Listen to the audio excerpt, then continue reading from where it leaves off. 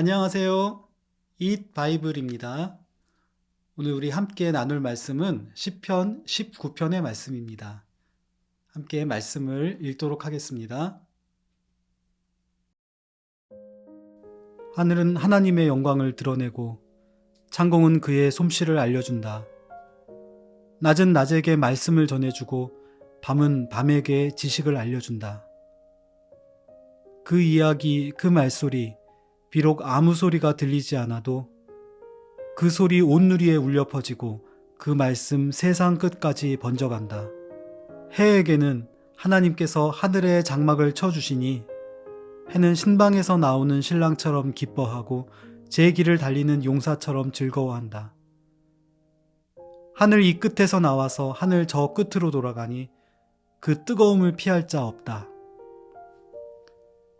주님의 교훈은 완전하여서 사람에게 생기를 북돋우어 주고 주님의 증거는 참되어서 어리석은 자를 깨우쳐준다.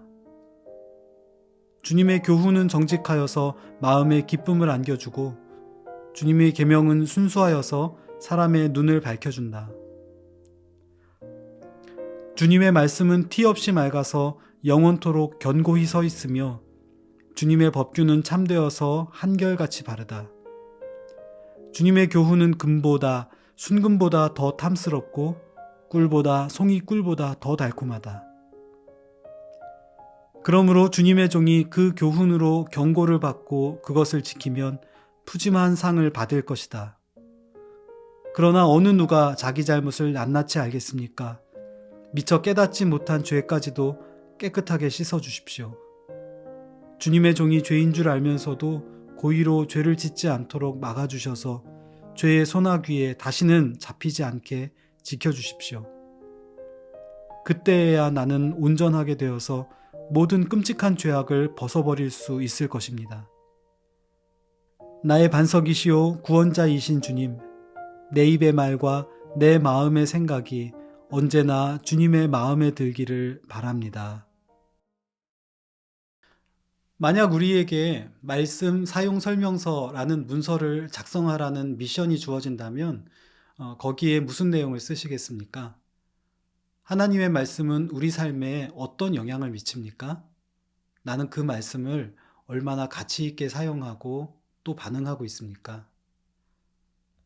시편 15편부터 24편은 누가 하나님의 거룩한 산에 머물 수 있는가라는 큰 질문을 다루는 시편의 두 번째 큰 묶음입니다.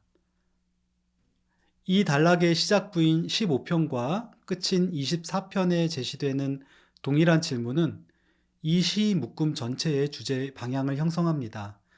그리고 그 사이에 배치된 시들은 제각기 그 질문에 답합니다. 오늘 묵상하는 19번째 시편은 이 질문의 가장 핵심적인 답을 제시합니다.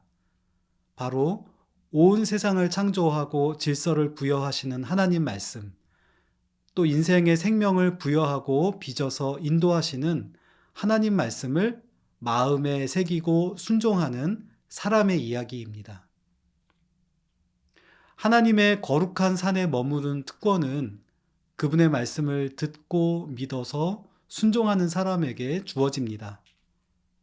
시편 19편은 세 개의 주제 단락과 마지막 절의 결어를 통해서 이 주제를 효과적으로 전달해 줍니다. 1절부터 6절까지 첫 번째 단락은 온 창조 세계에 충만한 하나님의 말씀을 소개합니다. 여기서 하나님 말씀은 문자나 언어로 보이거나 들리지는 않습니다. 그런데 하나님의 창조의 말씀은 모든 시간과 공간에 충만합니다. 마치 정교한 기계장치가 수백만, 수천만의 컴퓨터 프로그래밍 언어의 명령어들로 촘촘하게 통제되듯이 낮의 질서와 밤의 질서, 태양과 달과 별의 움직임, 생물계와 무생물계에 헤아릴 수 없을 정도로 섬세하고 빈틈없는 생기와 질서가 하나님께로부터 부여되고 있습니다. 우리가 다 읽고 들을 수는 없지만 온 창조 세계가 순종하는 창조주의 권위 있는 언어입니다.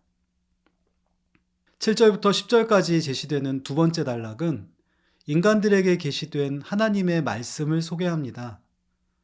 하나님은 그분의 형상으로 지음받은 인간들이 이해하고 소통할 수 있도록 언어의 형태로 말씀하십니다. 우리에게 주어진 하나님의 말씀, 곧 성경입니다. 하나님 말씀은 신자의 삶에 활력과 지혜를 주고 걸어갈 바른 길이 무엇인지를 알려줍니다. 참되고 정직한 주님의 말씀을 가르침을 배워 순종하고 그 앞에 내 영혼을 비추어 교정함으로 우리 삶은 주님을 닮아갈 수 있습니다. 삶을 영위할 힘과 즐거움을 얻을 수 있습니다.